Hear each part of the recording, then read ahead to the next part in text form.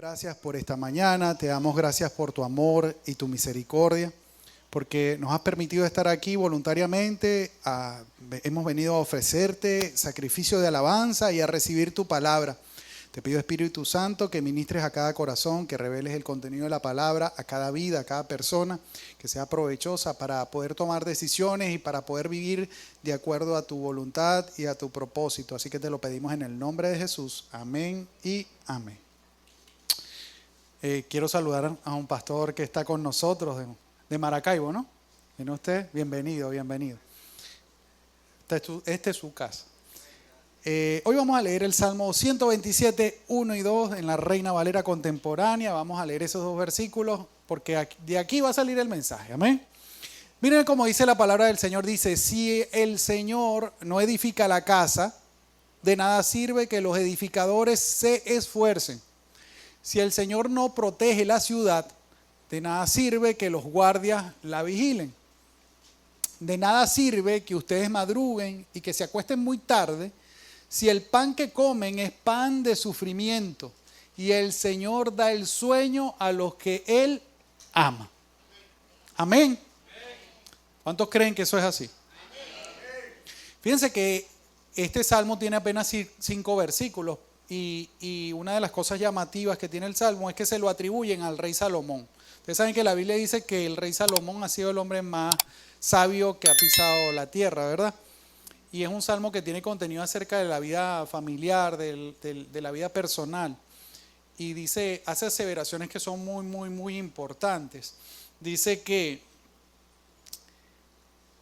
si el Señor no edifica, o sea, antepone el hecho de que nuestra vida, si bien somos nosotros los que tomamos a cabo, o sea, los que llevamos a cabo las decisiones y los que tenemos que avanzar todos los días, la premisa es que Dios está con nosotros y que toda cosa que nosotros hacemos, la hacemos porque Él la dispuso de antemano.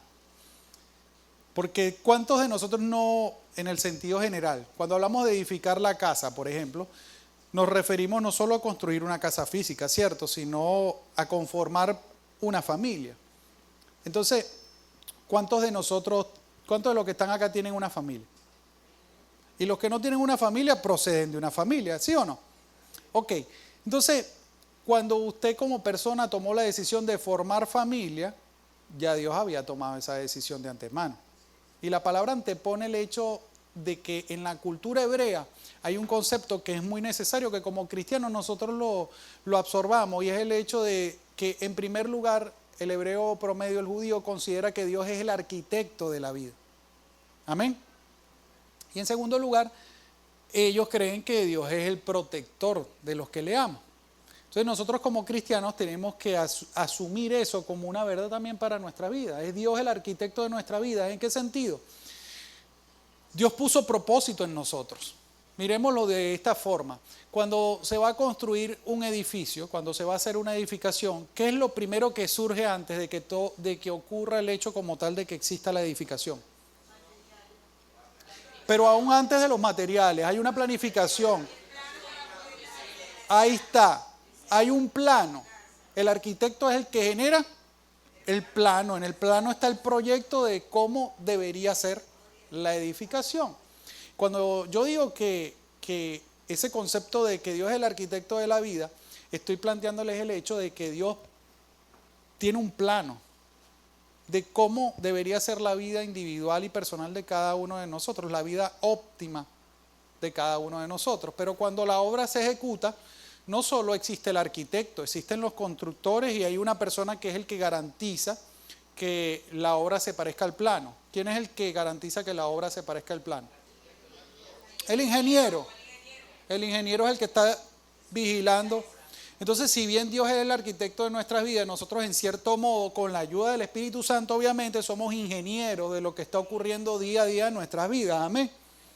Entonces, en primer lugar, hay una garantía para nosotros, el hecho de que no es responsabilidad única y exclusiva de nuestra creatividad el poder plantearnos la vida, porque Dios ya diseñó, nos predestinó, diseñó un camino y una vida para nosotros. Amén.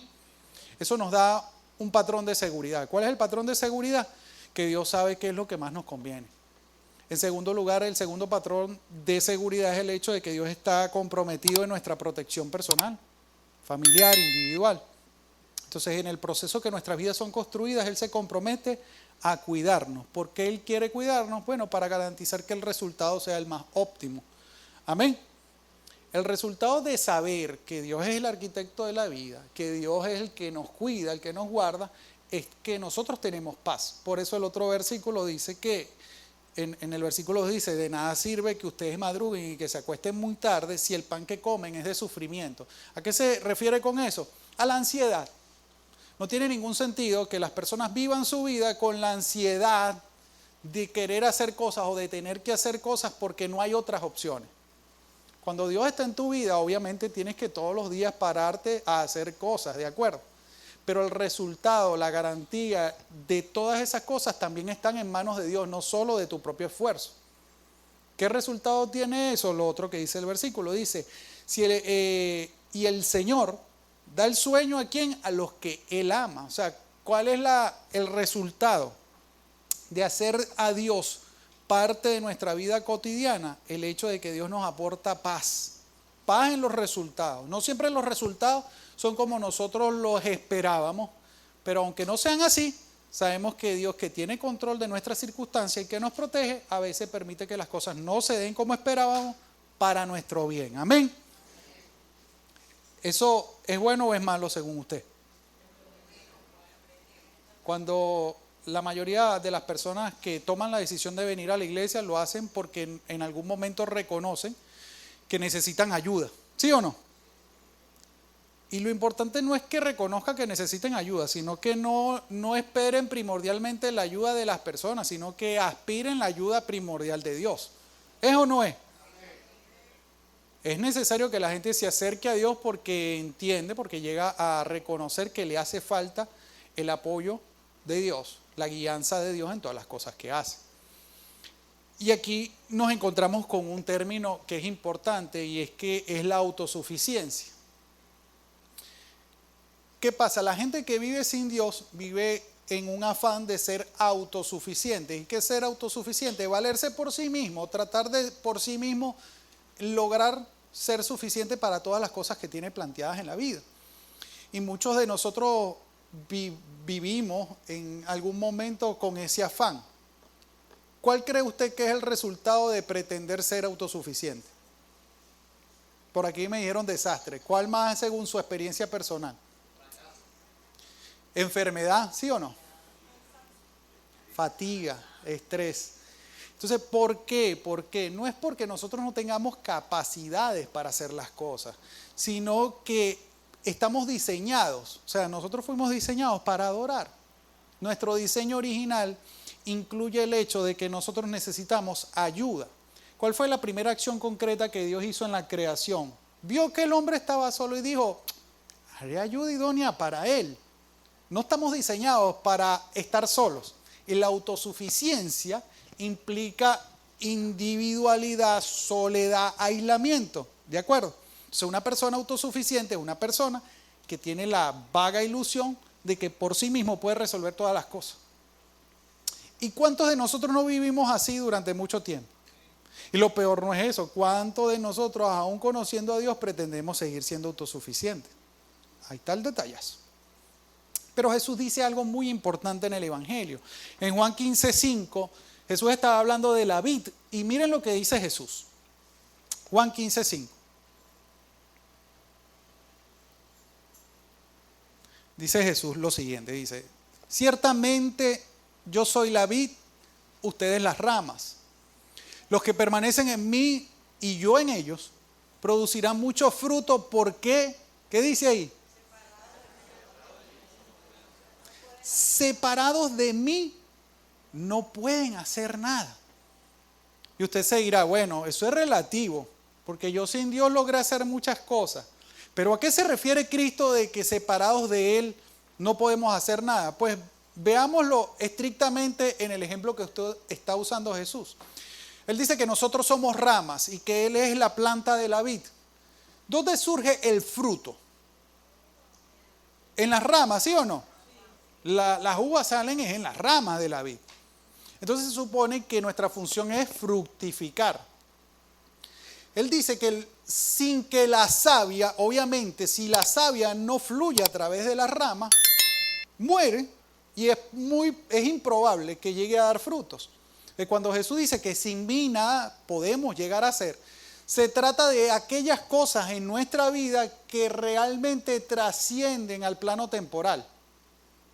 O sea, Jesús está hablando de cosas que van a definir su eternidad. Estamos acostumbrados por el estilo de vida que llevamos a que simplemente vamos a resolver, porque es lo que Dios nos dice para renunciar al afán, que vivamos un día a la vez, ¿sí o no? Pero las decisiones que toma usted cada día, en cada circunstancia, tocan una cuerda que trasciende al plano temporal y que toca su eternidad. Entonces, por ejemplo, el día que usted tomó la decisión de aceptar a Cristo en su corazón como su Señor y su Salvador, eso fue una decisión que usted tomó en un momento determinado, ¿sí o no? Pero esa decisión no sigue marcando una pauta en su vida. Hay decisiones que son más cotidianas, pero que igualito, de repente no con el impacto, la intensidad de la decisión de aceptar a Cristo en tu corazón, pero aún la decisión que tú haces de si vas a comer pan canilla o campesino, va a marcar una pauta para tu día. La forma en que tú vives un día marca una pauta para tu eternidad. Entonces hay una necesidad inherente en el ser humano de hacer a Dios parte de todas las decisiones, de todos los pensamientos y de todas las acciones. Amén. Y ese es el desafío que yo quiero plantearte en esta mañana. Puede que tú seas cristiano o que te identifiques como cristiano desde hace mucho tiempo, pero en la práctica, en tu vida diaria y personal, ¿de verdad Cristo forma parte de tus decisiones, de tu trabajo, de tus pensamientos, de tus acciones? Porque ese es el desafío. Tenemos que volver a entender lo que decía el pasaje principal. Si el Señor, si Jehová no edifica la casa, en vano hacen los que la intentan construir. Entonces el punto aquí es que la mayoría de ustedes conoce a Cristo, la mayoría de ustedes tiene una vida preciosa para Dios, un plan precioso para Dios, pero si no ha llegado a ser tu vida lo que Dios se ha trazado como arquitecto, el problema no es que Dios no esté en voluntad de que eso se logre, sino que tú no se lo estás permitiendo. Amén. Todo el mundo ahí se quedó así como que... Y el hecho, no vengo a recriminarte eso, ¿ok? No es mi intención que te recrimines eso. Porque probablemente si no lo has hecho hasta ahora es porque de verdad no entiendes cómo hacerlo. No has terminado de entender, porque la gente llega y me dice, pastor, ok, yo leo la palabra, perfecto, excelente, la palabra te va a hacer adquirir, en primer lugar, conocimiento acerca del Dios en el que estás creyendo y de tu fe, y te va a dar sabiduría. De repente tú vienes y me dices, pastor, es que yo oro todos los días, magnífico, el que tú te mantengas en comunicación con Dios está perfecto, porque es lo que se espera de un hijo o una hija de Dios. Me dice, pastor, yo tengo fe y hago las cosas con fe, magnífico, qué bendición que tú puedas actuar en fe, pero cada una de esas cosas son acciones, ¿sí o no? Son acciones, son cosas que tú puedes hacer todos los días. Y tu interacción con Dios no se puede limitar a aquellas cosas que tú te planteas hacer con Dios. ¿Me sigue la idea? A ver, aquí entonces hay que detenerse hasta que la idea quede clara. ¿Orar es necesario? Sí. ¿Leer la palabra es necesario? Sí. ¿Venir a la iglesia es necesario? Sí. ¿Tener fe es necesario? Sí. Pero, ¿y el resto de las cosas de tu vida? O sea que no pueden haber en tu vida cosas que pertenezcan a tu relación con Dios y cosas que simplemente son parte tuya. Eso se llama compartimentar la vida.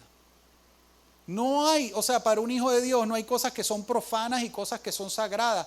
Todas las cosas que tú haces deberían ser sagradas. ¿Por qué? Porque en nuestro corazón está sembrado aquel principio de que nosotros fuimos creados para adorar. Entonces, para ti tiene que ser tan sagrado sentarte a leer la palabra o orar como lavar el baño de tu casa. ¿Me sigue la idea? ¿Qué marca la diferencia entre una cosa y la otra? La actitud que tú tengas cuando la estás haciendo.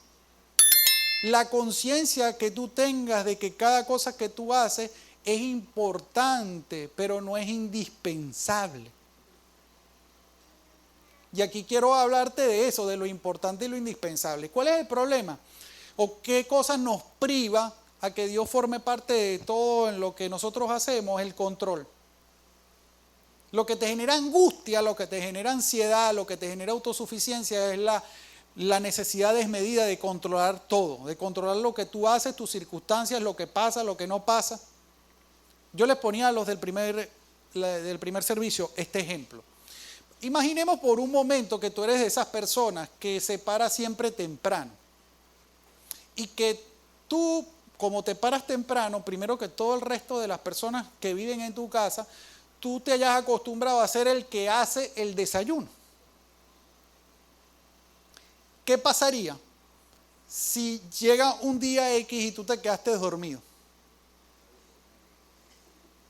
¿Qué crees tú que pasaría? Dame una respuesta cualquiera. Escuchen la respuesta. Mira, por una parte no hay desayuno, la gente probablemente se quede esperando que tú te pares y además se van a molestar. ¿Pasa o no pasa? Estamos hablando de cosas cotidianas. Pero ¿usted cree que es justo que su diario vivir y su diario actuar esté marcado por las expectativas de la gente hacia usted?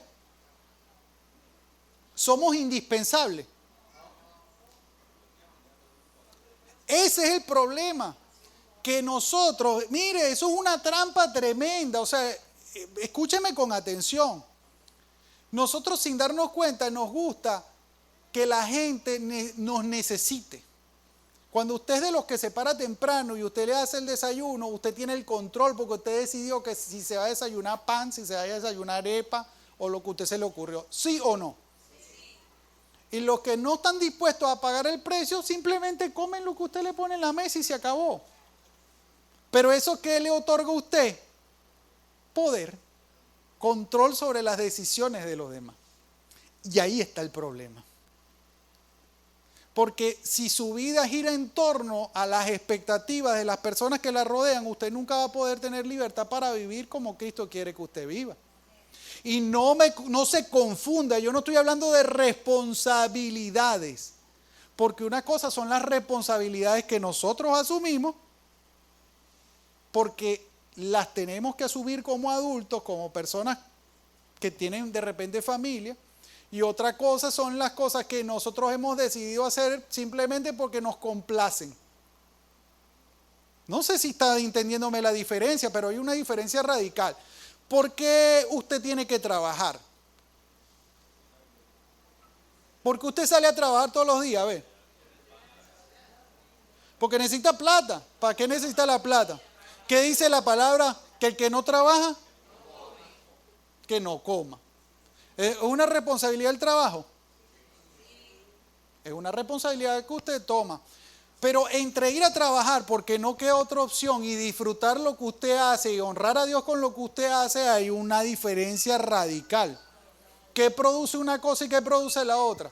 Si usted va y sale a trabajar nada más porque es lo que le corresponde, porque los demás necesitan que usted trabaje, porque si usted no lleva, nadie lleva, entonces usted va a sentir la presión de que tiene que hacer algo porque nadie más lo va a hacer. Pero cuando usted no siente esa presión, usted es libre para hacer aquellas cosas que Dios quiere que usted haga y disfrutar lo que está haciendo en el proceso. Entonces hay dos formas de vivir una misma realidad. Cuando incluimos a Dios en las cosas y experimentamos la libertad con la que Cristo nos vino a ser libres, o cuando dejamos que las circunstancias nos atrapen, porque las circunstancias siempre están allí, pero no podemos ser ni esclavos de las circunstancias, vuelvo, se lo repito, ni esclavo de las expectativas propias o las de los demás. Hay gente que llega aquí con muchos problemas porque se plantearon en algún momento ser ricos. ¿Ser rico es malo? No. ¿Tener la riqueza como un fin puede ser malo? Pues sí, porque la naturaleza humana va pretender tomar atajos para llegar a eso como un fin. Tú no puedes hacer de algo, o sea, de ese tipo de cosas no puedes convertirlas en un fin para tu vida.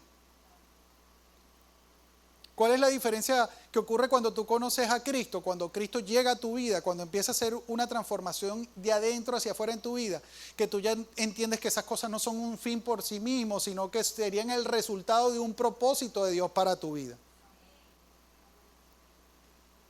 Porque Jesús lo dijo claramente, nadie puede tener dos señores. ¿Cuáles eran los dos señores? Dios y la riqueza.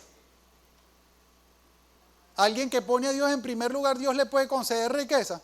Sí, Salomón fue un ejemplo de eso, el que escribió el Salmo, o al que se le atribuye el Salmo. Pero una cosa es que tú poseas las cosas y otra cosa es que las cosas te posean a ti. Que tus planes y propósitos te posean a ti. O sea, que tus planes y que tus ambiciones te posean a ti. Entonces yo lo que quiero decirte con todo esto no es decir muchas palabras, sino que tú puedas entender que hay una forma más sencilla y más directa de vivir la vida. ¿Cuál es esa forma? La forma en la que tu cotidianidad, las cosas que tú haces todos los días son sagradas porque tú tomas en cuenta que Dios está en ella. Entonces tú haces planes, pero tú tienes la flexibilidad para dejar un margen de error y que los planes no salgan como tú querías. Y cuando las cosas no salen como tú querías, tú no se las atribuyes al diablo y dices, el diablo siempre me quiere fastidiar. El diablo, cochino diablo, el Señor te reprenda, porque hay gente que vive en eso. Y a veces no se da cuenta que Dios de repente lo está librando de otro problema. ¿Me sigue la idea? Entonces, en vez de estar negando lo que es una realidad en tu vida, o sea, lo que te pasa y diciendo no, o renegando, mejor acepta como que si Dios tiene el control de tu vida y Él permitió esas cosas que te están pasando, es porque hay un propósito que además es bueno. Porque la palabra dice que a todos los que amamos a Dios, todo obra para bien. A los que aman a Dios, todo le obra para bien. Entonces, eso requiere de fe, de tener confianza en que Dios sabe, mientras Dios, yo siempre se lo digo, Dios trazó un plano para su vida, sí, Él lo ve completo. ¿Usted sabe cuánto nosotros vemos de ese plano a la vez? Un cuadrito, un píxel.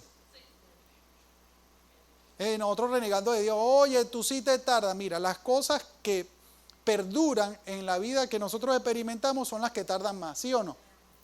Las que requieren más esfuerzo, más perseverancia y más tiempo son las que más van a durar. Tu proceso con el Señor es un proceso que se va a llevar toda la vida. Hay gente que llega a la iglesia y al mes que está en la iglesia dice, a mí me gustaría predicar. Está bien, es una buena ambición, pero de tu crecimiento espiritual hasta que Dios te dé esa responsabilidad pueden pasar 10, 12, 15 años, 3 años.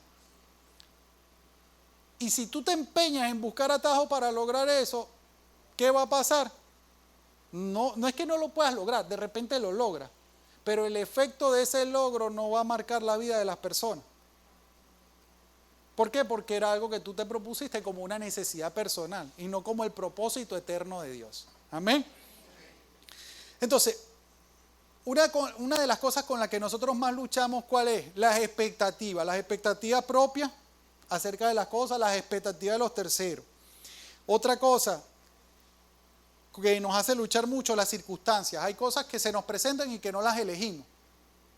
Pero entre las circunstancias y las expectativas, eso es lo que nos mantiene agotados, eso incluso modifica nuestras prioridades. Entonces la gente llega agotada, ¿sabe? No tiene quizás esa capacidad de darle a Dios lo que Dios se merece porque vive llevada de las circunstancias y de las expectativas. Bueno, hay que liberarse de eso para que nuestro potencial, para que el propósito de Dios que está puesto en nosotros se manifieste, hay que liberarse de esas cosas. Todos los días van a haber circunstancias. Bueno, no intente usted llevar las circunstancias y resolverlas con su propia sabiduría. Incluya a Dios en sus circunstancias, dele tiempo a Dios para que le dé la sabiduría para saber qué hacer en medio de las circunstancias. Con respecto a las expectativas, no pretenda ser indispensable para nadie. Cumpla con su responsabilidad y con su rol y permita que los demás puedan asumir sus roles y sus responsabilidades también. No sea controlador, no piense que los demás no pueden hacer las cosas tan bien como usted las hace, porque el único que está siendo perjudicado por esa decisión es usted mismo. Aprenda a delegar, aprenda a dejar que los demás cometan errores. Yo se los decía a los del servicio pasado. Algo que es una carga para nosotros los que somos padres con los hijos.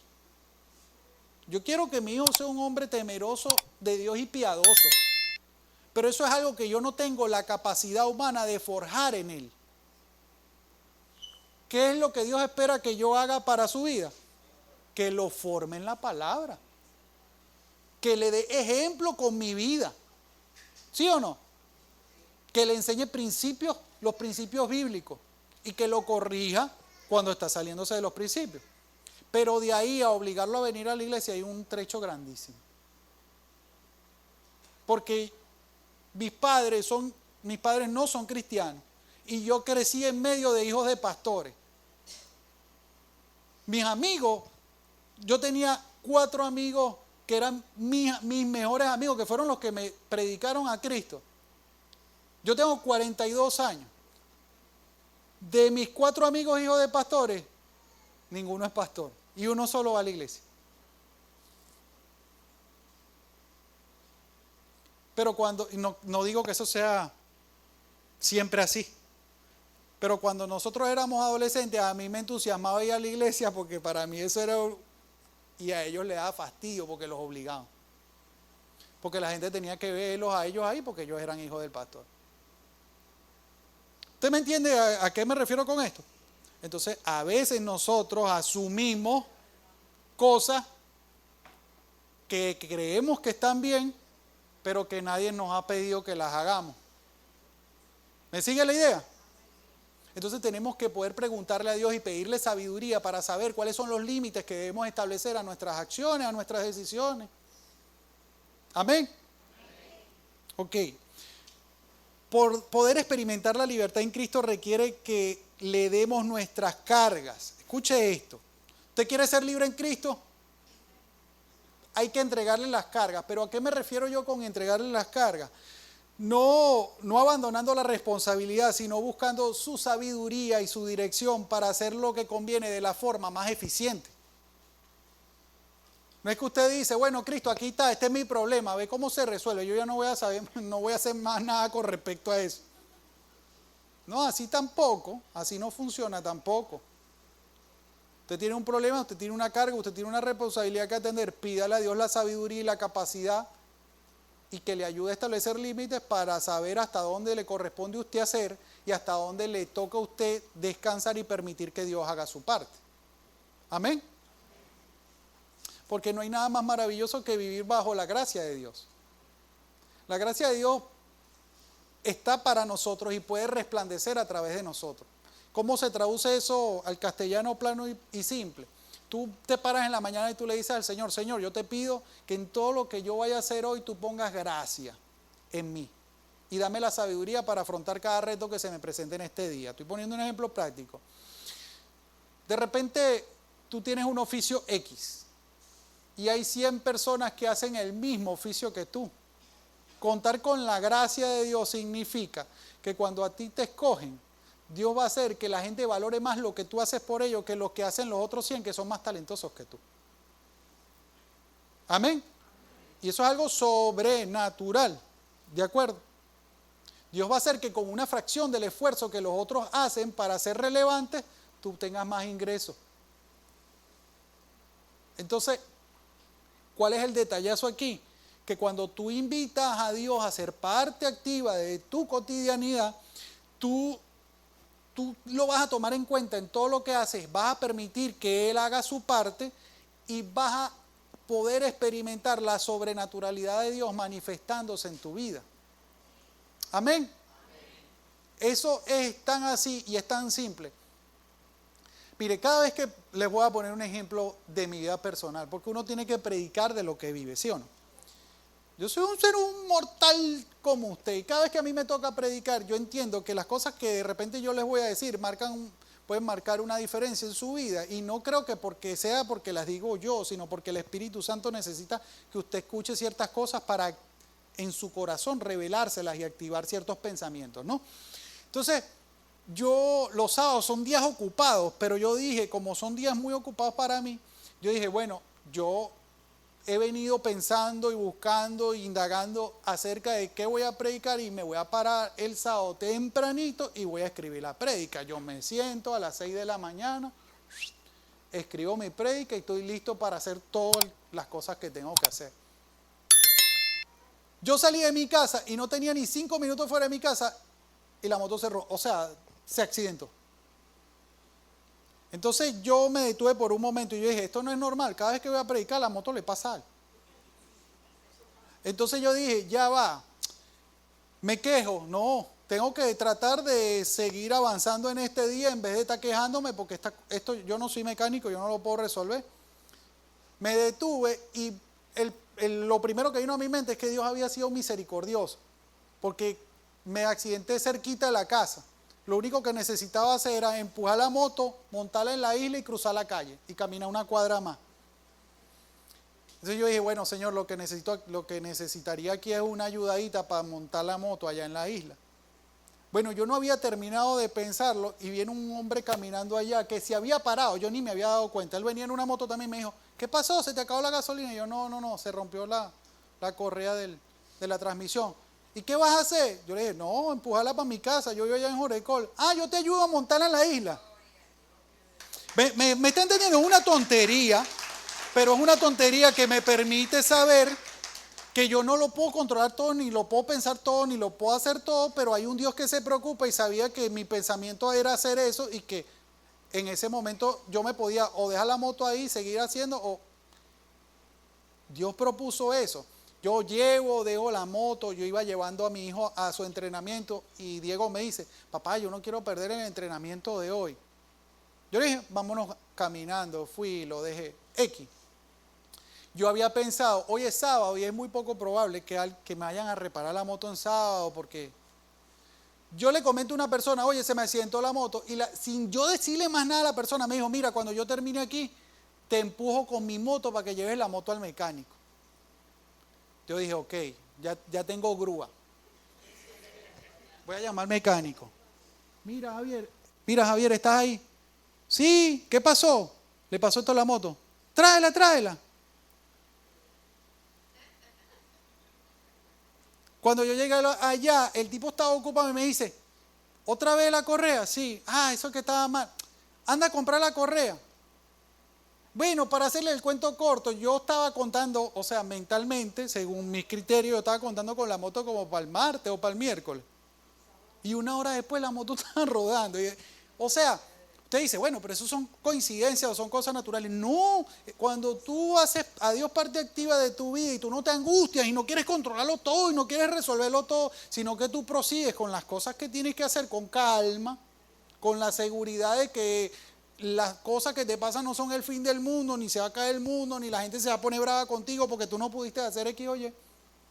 Dios te va colaborando y al final del día de ayer, gloria a Dios, ya había hecho todo lo que se supone que tenía que hacer. Y yo dije, ok, Dios, esto es posible porque tú estás conmigo, porque yo me conozco a mí mismo y si yo hubiese intentado hacer las cosas como yo las hago, hubiese dejado la moto ahí hasta el lunes para ver cómo resolvía él.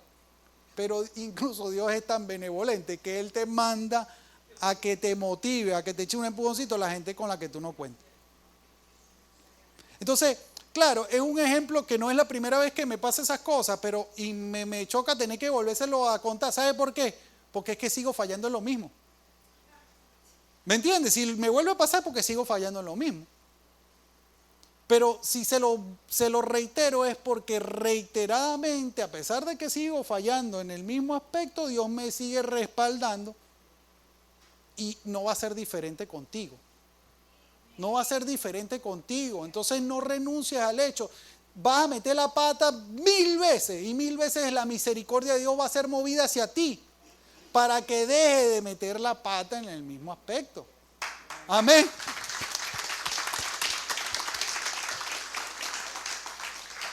Obvio. Eso es si tú le permites a Dios actuar. Si tú sigues con el afán de creerte indispensable, de creerte infalible y autosuficiente, tú mismo eres el que está sacando a Dios de la ecuación. Entonces tú quieres tener una fe que exceda los márgenes de una religión. La única forma de lograrlo es que Dios sea algo real para ti, alguien real para ti, alguien que está todos los días contigo, no solo cuando vienes acá, no solo cuando te sientas al frente de la Biblia. ¿De acuerdo? Porque todo lo que hacemos ante los ojos de Dios es sagrado. Amén. Reconocer a Dios como la fuente del éxito y la estabilidad no sugiere que debemos ser flojos y negligentes, sino que debemos actuar con equilibrio. El simple hecho de emprender algo no nos garantiza el éxito, pero cada vez que hacemos a Dios parte de nuestros planes, ganamos experiencia, ¿sí o no? A veces no te salieron las cosas como tú te las habías planteado, pero ¿qué es lo primero que te das cuenta que ganaste cuando no te salieron las cosas? Experiencia. Tú dices, gracias Señor, porque por lo menos ahora sé que esto no es como yo pensaba, sino que es asado. Segundo, aumentamos nuestra fe. Claro que aumenta nuestra fe, porque sabemos que cada cosa que hacemos, cuando no nos queda otra opción que depender de Dios, ¿verdad? Entonces nuestra fe es ejercitada a la fuerza. ¿Me entiendes? La broma es que hay dos formas de ir para el gimnasio. Métase esto en la cabeza. Siempre hay dos formas de ir al gimnasio. Porque usted se propuso tener una vida saludable o cuando el médico ya le dijo, mira, tiene una enfermedad coronaria y si no vas y te ejercitas te va a dar un infarto y te vas a morir. ¿Sigue el ejemplo? ¿De qué depende que tú tomes conciencia de una cosa? Que tú conozcas o desconozcas el problema. Nosotros conocemos que lamentablemente vivimos un mundo que está en decadencia. El problema siempre va a estar presente. Pero la prevención siempre va a ser la mejor salida. Y estaba hablando de salud hace un momento, ahora vamos a hablar de salud espiritual. Deja de actuar de la misma manera siempre, queriendo hacer las cosas a tu manera hasta que es inevitable que te tengas que arrodillar y pedirle ayuda a Dios. Porque una de las cosas más feas que tenemos, y quiero generalizar con su permiso y con su perdón, los cristianos, es que creemos que Dios es como el extintor de los incendios. ¿Qué dicen los extintores? Rompa el vidrio en caso de emergencia. Entonces el diablo nos metió la idea de que fastidia a Dios solo en caso de emergencia.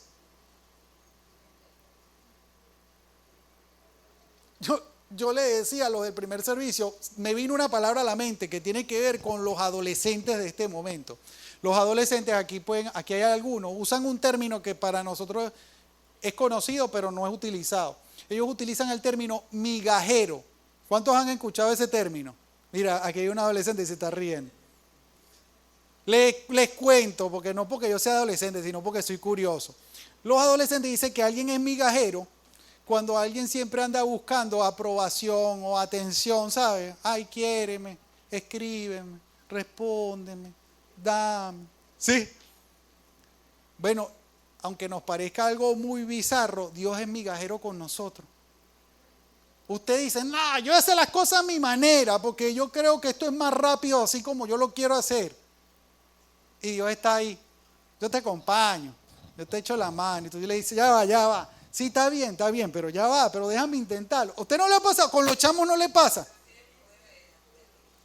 Pero ven acá, hijo, que por ahí no es, ay, papá, tú siempre. Yo puedo ser. Ok.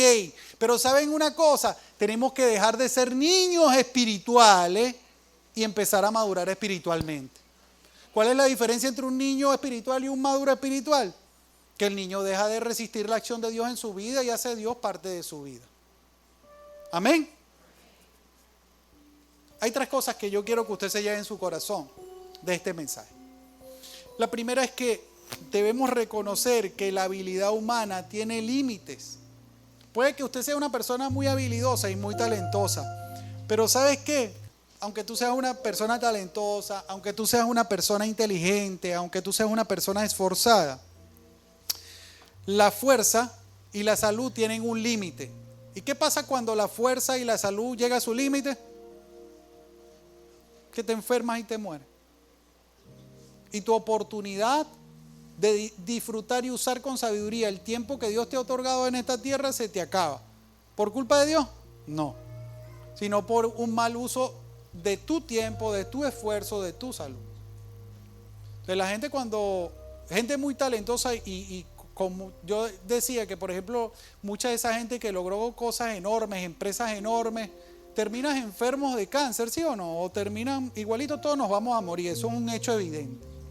Pero hay formas más dignas que morir de otras. No es lo mismo morirse de causas naturales que morirse en agonía. ¿Me sigue la idea? Pero hay gente que ambicionó tanto y expuso tanto su salud que llegó un momento que el cuerpo, la mente dijo, no más, no puedo más. Y todo lo que sembraron, todo el dinero con el que contaban, que les permitía pagarse buenos médicos, tener buena atención, no sustituyeron la voluntad de Dios. Entonces aprovechemos el tiempo que Dios nos está dando para usarlo bien, para usarlo con sabiduría y para involucrarlo en nuestra vida. Amén. Lo segundo es que depender de Dios no es abandonar la independencia o la voluntad, sino renunciar a la autosuficiencia. Depender de Dios, en Dios o de Dios es renunciar a la autosuficiencia. Cuando tú renuncias a la autosuficiencia, tú abres la puerta al propósito y a la sobrenaturalidad de Dios en tu vida. Hay cosas que tú no sabes que Dios es capaz de producir en ti o a través de ti. La única forma en que tú las vas a descubrir es dándole la oportunidad a Dios de hacer cosas a través de tu vida. ¿Me sigue esa idea? Si a mí me hubiesen preguntado cuando yo era un muchacho, cuando yo conocí al Señor a los 15 años, si yo pensaba que algún día iba a servirlo, a predicar, yo les hubiese dicho abiertamente que no. Yo pensaba que yo iba a ser cantante o bajista. Y fueron las primeras cosas que intenté hacer para el Señor. Pero una cosa es lo que uno quiere y otra cosa es lo que Dios estableció desde la eternidad. Amén. Propóngase descubrir poquito a poco qué es lo que Dios le va a tomar tiempo, sí. Pero no importa, un pasito a la vez. Nada de lo que usted haga es para el Señor, me refiero. Nada tiene despropósito. Usted va a aprender de cada experiencia. Amén. Y lo tercero es descansar. El hecho de que descansar en Dios no es ser negligente, sino abandonar la ansiedad. Debemos ser diligentes con lo que nos corresponde y dejar que Dios obre en el resultado. Yo les voy a dar un consejo de verdad que es algo que ha estado en mi mente durante toda esta semana. Cuando tú tengas que hacer algo, ve y hazlo de una vez. Deja de postergar las cosas que tienes que hacer. Porque en las noches cuando yo llego a mi casa me quiero echar un baño, pero no tengo calentador y me da una pereza bañarme con el agua fría. Yo me siento en la cama y me pongo el celular. Y sin darme cuenta tuve una hora ahí intentando no entrar al baño. Al final no voy a entrar al baño igualito y no me voy a mojar con el agua fría igualito. ¿Y cuánto me va a durar el frío? 5 minutos. Entonces afrontar las cosas y hacerlas de una buena vez es lo mejor que tú puedes hacer. Porque cuando no lo haces estás perdiendo el tiempo. Literalmente estás perdiendo el tiempo. Entonces acepta las cosas tal cual y como son. El agua está fría. Pero hay que bañarse. En la medida que tú vivas así y que tú entiendas que tu tiempo es limitado y que Dios está ahí para favorecerte, las cosas van a salir de otra manera. Amén. Lo último que quería dejarles un pensamiento. Dice, el esfuerzo humano puede levantar paredes, pero el poder de Dios construye vidas con propósito. Si Él no edifica, todo se derrumba.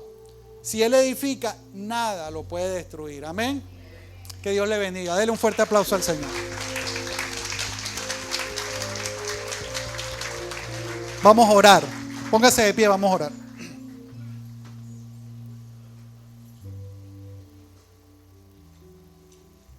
Señor, te damos gracias por tu palabra, porque sabemos que tu palabra nos habla individual y personalmente a cada uno de nosotros a través de la acción de tu Espíritu Santo. Te pido, Dios, que eso que nos has revelado en el corazón esta mañana acerca de las decisiones que tenemos que tomar, de cómo debemos hacer las cosas, de cómo debemos interactuar contigo en nuestra cotidianidad, pueda hacerse una realidad para nuestras vidas. Te pido por cada una de las personas que has traído en esta mañana y te pido que la palabra no haya sido simplemente un acto de conocimiento, sino que sea un acto de fe y de crecimiento espiritual. Que las personas que hayan sido tocadas por la palabra en esta mañana puedan tomar decisiones y puedan hacer las cosas de otra manera y puedan involucrarte en todos los aspectos y en todas las áreas de su vida. Que tú puedas demostrarles con claridad que eres real, que eres sobrenatural y que estás a su favor, que les quieres bendecir y que cada día puedan glorificar tu santo nombre y descubrir tu propósito, Señor. Nos ponemos en tus manos, te damos la honra y la gloria y te damos las gracias en el poderoso nombre de Cristo Jesús. Amén y amén.